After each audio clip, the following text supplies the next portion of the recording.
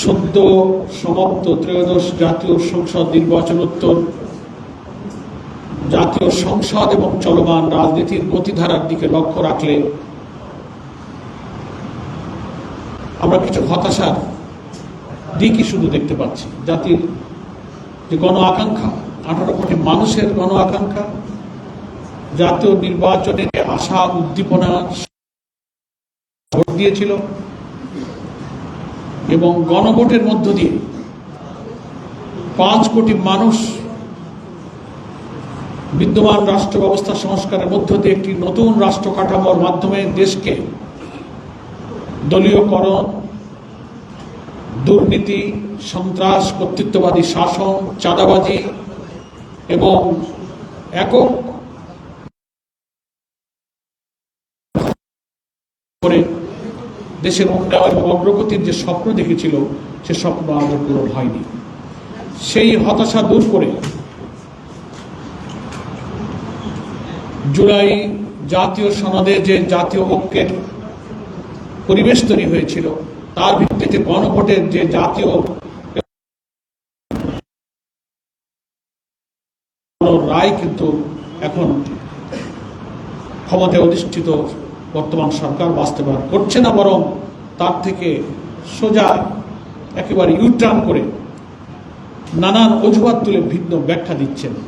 জাতির এই আশাভঙ্গ, দেশবাসীর স্বপ্ন পূরণ না হওয়া, জাতীয় সংসদে বিরোধী দলের কণ্ঠ রোধ করে গুরুত্বপূর্ণ ইস্যুগুলোতে বক্তব্য দেওয়া, আমাদের 133টি অধ্যাদেশ তার প্রতি কি পরিমাণ অবিচার করা হয়েছে, জাতীয় গুরুত্বপূর্ণ ইস্যুগুলো, গণভোটের রায় বাস্তবায়ন, জুলাই সনদের পুরোপুরি বাস্তবায়নের ইস্যুগুলোকে কিভাবে উপেক্ষা করা হচ্ছে, দেশবাসী তা কিন্তু লক্ষ্য করছে। সে কারণে 11 দলের ঐক্যের শীর্ষ নেতৃবৃন্দ আপনারা জানলেন যে আজকে সকাল 11টা থেকে 11 দলের শীর্ষ নেতৃবৃন্দ গুরুত্বপূর্ণ বৈঠকে মিলিত হয়েছিলেন এবং সেখানে চলমান আন্দোলনের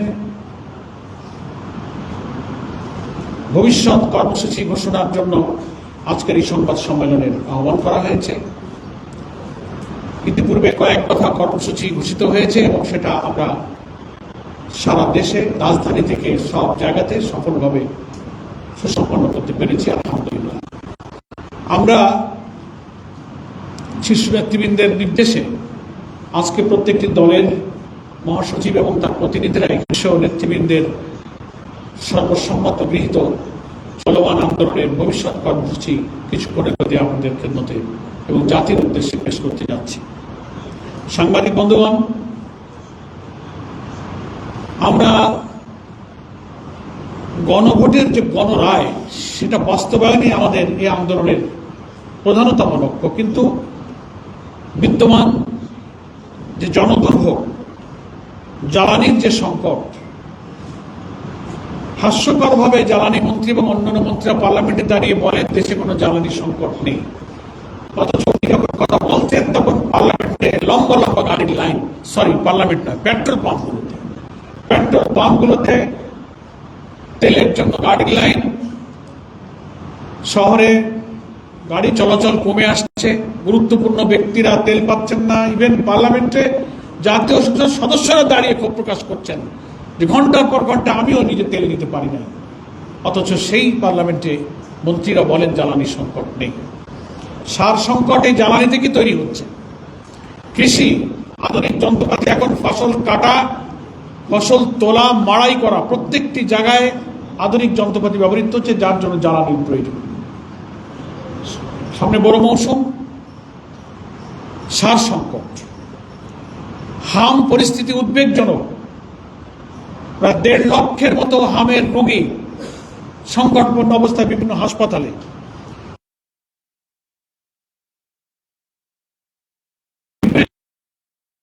আর হাসপাতালগুলোর চেহারা একেবারেই বিপরীত।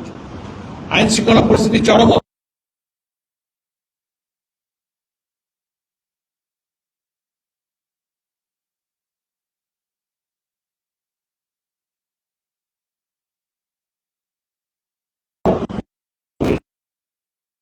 বাতিল হচ্ছে, এবং একটা দলের নেতৃত্বে দেশ যেন আবার সেদিকে চলে যাচ্ছে, আর ব্যাংক খাত একেবারেই ধ্বংস করার দিকে চলে গেছে।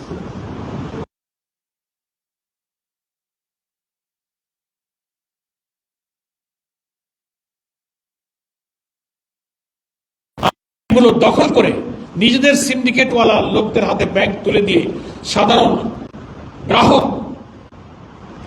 কোটি কোটি যারা আমানত রেখে এখন চরম উদ্বিগ্নতার জন্য রাজপথে নামছেন, বক্তব্য রাখছেন, কথা বলছেন। এই সামগ্রিক জনস্বার্থ, জনদুর্ভোগ দূর করা এবং দলীয়করণের মধ্য দিয়ে দেশকে যে আবার সেই যে কালো যুগ থেকে জাতি রক্ত দিয়ে ফিরালো এবং প্রশাসনের মধ্যে যে দলীয় মানে নির্লজ্জভাবে যে দলীয়করণ চলছে, এর বদলি মানে ওএসডি ওনাকে পদত্যাগে বাধ্য করা, একেবারে 1-1.5 মাসের মধ্যে একটা ফ্যাসিলিটি স্টাইলে যার বিরুদ্ধে এতকাল ওনারাই বক্তব্য রেখেছে, আমরা রেখেছি, সেই কাজ নিজেরাই শুরু করেছে। সচিবালয় থেকে শুরু করে একেবারে সিভিল অ্যাডমিনিস্ট্রেশনের অধস্তন পর্যন্ত সব সরিয়ে দিচ্ছে। তো ফলে আমরা দেখছি যে শাসন ব্যবস্থার, রাষ্ট্র ব্যবস্থার কোনো গুণগত পরিবর্তন হয়নি। সে কারণে এর একমাত্র সমাধান হচ্ছে জুলাই সনদে যে সংস্কারের ব্যাপারে জাতি ঐক্যবদ্ধ হয়ে সম্মতি দিয়েছিল, সবাই সংস্কারের পক্ষে। জুলাই সনদে আমরা স্বাক্ষরকারী যে দলগুলো ছিলাম, প্রত্যেকটি কথা জুলাই সনদের সব কিছুই পুরোপুরি বাস্তবায়ন করা ছাড়া এর যে আইনি ভিত্তি, আমাদের সংবিধান সংস্কার পরিষদের অধিবেশন আহ্বান এবং সেটাকে এই জুলাই সনদকে আইনে রূপান্তরিত করে সংবিধানের অংশ হিসেবে যুক্ত করা, এছাড়া আমাদের সামনে আর কোনো সমাধান নেই। সেজন্য সমাজের সাংবাদিক বন্ধুগণ, সেই গণভোটের গণরায় বাস্তবায়নের জন্য আমরা চলমান আন্দোলনকে এগিয়ে নিয়ে যাওয়ার জন্য আমরা পরবর্তী দফার কর্মসূচি আজকে ঘোষণা করছি, যা কিছুক্ষণ পূর্বে আমাদের শ্রদ্ধেয় শীর্ষ নেতৃবৃন্দ এই কর্মসূচির ব্যাপারে একমত পোষণ করেছেন। আমাদের এই আন্দোলন ইনশাআল্লাহ চলবে দফায় দফায়। শীর্ষ নেতৃবৃন্দ পরিস্থিতির আলোকে এই গণভোটের গণরায় বাস্তবায়ন শীর্ষে, আর প্রত্যেকটি সময়ের চলমান জনদুর্ভোগ সম্পর্কে আন্দোলনও আমাদের ইস্যুতে থাকবে। আমরা সেই কর্মসূচিগুলো আপনাদের কাছে একে একে ঘোষণা করছি। আমরা আপাতত এই দফায় 18ই এপ্রিল থেকে আগামী 2রা মে পর্যন্ত আমরা এই পরবর্তী দফার কর্মসূচি এক এক করে বলছি। 18ই এপ্রিল থেকে 2রা মে পর্যন্ত যে কর্মসূচি আমরা আজকে শীর্ষ নেতৃবৃন্দের সিদ্ধান্ত পেয়েছি সেটাই আমরা বলছি। প্রথম, 18ই এপ্রিল শনিবার 11 দলের উদ্যোগে রাজধানী ঢাকায় গণমিছিল অনুষ্ঠিত হবে ইনশাআল্লাহ।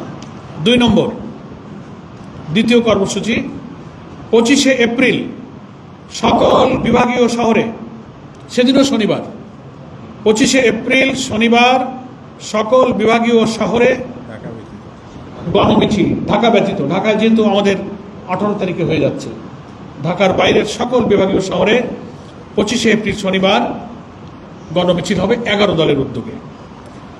তৃতীয়, মে মাসের 2 তারিখ 2রা মে, সেদিনও শনিবার, প্রত্যেকটি জেলা হেডকোয়ার্টারে জেলা 11 দলের উদ্যোগে বিশাল বিশাল গণমিছিল জেলা সদরে অনুষ্ঠিত হবে ইনশাআল্লাহ।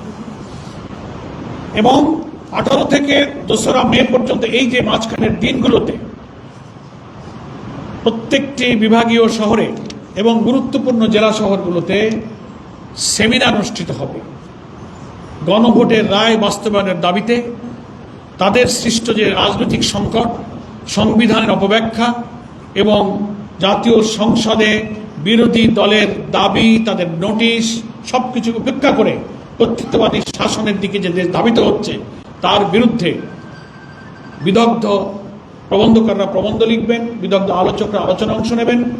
প্রত্যেকটি বিভাগীয় শহর এবং গুরুত্বপূর্ণ জেলা সদরে 18 থেকে আগামী 2রা মে পর্যন্ত, 18 এপ্রিল থেকে লিফলেট বিতরণ এবং সেমিনারের আয়োজন চলবে জেলায় জেলায় এবং বিভাগে বিভাগে।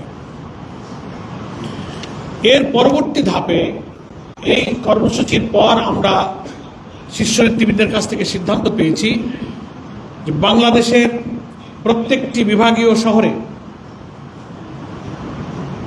11 দলের উদ্যোগে সেই বিভাগের অধীন সমস্ত জেলার 11 দলের যৌথ সহযোগিতা এবং ব্যবস্থাপনায় বিশাল বিশাল সমাবেশ অনুষ্ঠিত হবে বিভাগীয় সদরগুলোতে এই 2রা মের পর থেকে। সেই শিডিউলটা আমাদের লিয়াজো কমিটি অবিলম্বেই বসবেন এবং তার সুনির্দিষ্ট তারিখগুলো ওনারা ঘোষণা করবেন। 12টি সিটি কর্পোরেশন এবং বিভাগীয় সদর মিলে এই বিভাগীয় সদরগুলোতে সমাবেশ অনুষ্ঠিত হবে। সেখানে 11 দলের প্রত্যেকটি দলের শীর্ষ নেতারা এই বিভাগীয় শহরের এই সমাবেশগুলোতে ইনশাআল্লাহ উপস্থিত থাকবেন। এটা হচ্ছে 2রা মের পর থেকে আমাদের লিয়াজো কমিটি একটা শিডিউল তৈরি করবেন। নির্দিষ্ট দিনক্ষণ কোন দিনে কোন সিটি কর্পোরেশন বা বিভাগীয় শহরে হবে এই দিনক্ষণ লিয়াজো কমিটি অচিরেই দেশবাসীর কাছে সাংবাদিক ভাইদের মাধ্যমে ঘোষণা করবেন এবং এইগুলো শেষ হওয়ার পর এটা শিডিউল আপনারা জানতে পারবেন দিনক্ষণ। তারপর পরিকল্পনা নেওয়া হয়েছে যে এই রাউন্ড করে আসার পরে রাজধানীতে 11 দলের উদ্যোগে একটা বিশাল জাতীয় মহাসমাবেশের আয়োজন করে শীর্ষ নেতৃবৃন্দ পরবর্তী দফার কর্মসূচি ইনশাআল্লাহ ঘোষণা করবেন। আমি আশা করি আপনাদের কাছে আমাদের আজকের 11 দলের শীর্ষ নেতৃবৃন্দের সর্বসম্মত চলমান আন্দোলনের পরবর্তী কর্মসূচিগুলো ঘোষণা করতে পেরেছি। যদি কারোর কাছে অস্পষ্ট থাকে আপনারা প্রশ্নের মাধ্যমে পরিষ্কার করে নিতে পারবেন। আপনাদের সকলকে